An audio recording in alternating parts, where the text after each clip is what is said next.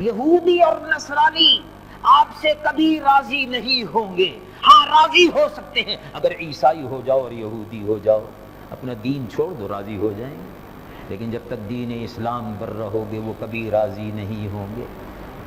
تو یہ ہمارے حکمراں احمق، بے عقل، عارضی چند روزہ اقتدار کے لیے امریکہ کی بوٹ پالش کرتے رہتے ہیں. عارضی اقتدار میں آنے کے لیے، اسلام آباد کی سجی سجائی کوٹھی اور بنگلوں میں جانے کے لیے، اور 80 لاکھ گاڑیوں میں بیٹھنے کے لیے، اس چند روزہ دنیا کے لیے یہ عیسائیوں کو خوش کر رہے ہیں. اگر غیر مسلم عیسائی ہو کے یہودی، اگر مسلمان رسول اللہ کی شان میں گستاخی کرے تو واجب القتل ہے، توبہ بھی قبول نہیں ہے. مسئلہ سمجھ گئے؟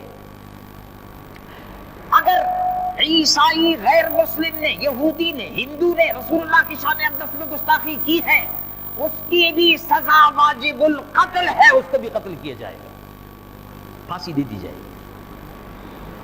مسلم ہو کہ غیر مسلم، اس معاملے میں اللہ تبارک و تعالی نے کسی قسم کی، اور اس کے محبوب صلی اللہ علیہ وسلم نے اور صحابہ نے کسی قسم کی کوئی رعایت نہیں رکھی.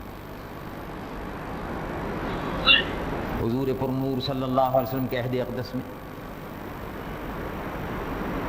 شان اقدس میں گستاخی کا ارتکاب کیا. حضور پر نور صلی اللہ علیہ وسلم پر جو وحی آتی تھی اس وحی کا مذاق اڑایا.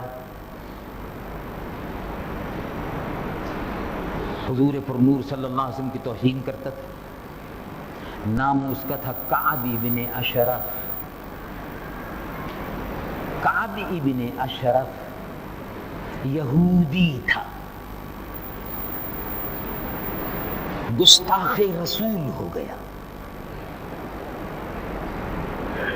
اب دیکھ رہی ہے کہ رسول اللہ صلی اللہ علیہ وسلم نے تشریف فرما دیا تو کیا فیصلہ ہوا.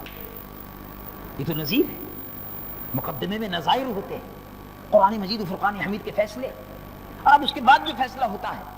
کعب ابن اشرف نے حضور پر نور صلی اللہ علیہ وسلم کی شان اقدس میں گستاخی کی. صحابہ اس کی تلاش میں تھے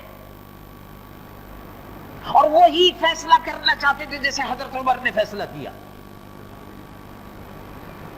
گستاخ رسول کو جینے کا حق نہیں دیا جا سکتا. اور جو امت نبی کی شان میں گستاخی کر لے وہ امت مردہ ہے. امت زندہ ہے نبی سے. لما یحییکم، رسول صلی اللہ علیہ وسلم سے زندگی ہے، اور زندگی وہ ہے جس میں بندگی ہے. ذات رسول کی اطاعت میں بندگی ہے اور اسی بندگی میں زندگی ہے. ورنہ زندگی نہیں ہے. اگر بندگی نہیں ہے تو زندگی نہیں ہے، اور وہ زندگی شرمندگی ہے، بندگی نہیں ہے. کعب بن اشرف نے رسول اللہ صلی اللہ علیہ وسلم کی شان اقدس میں گستاخی کی. رسول اللہ کے صحابہ تلاش میں تھے، بالآخر پکڑ لیا، اور پکڑنے کے بعد یہودی کو قتل کر دیا. گستاخ رسول کی سزا یہی ہے.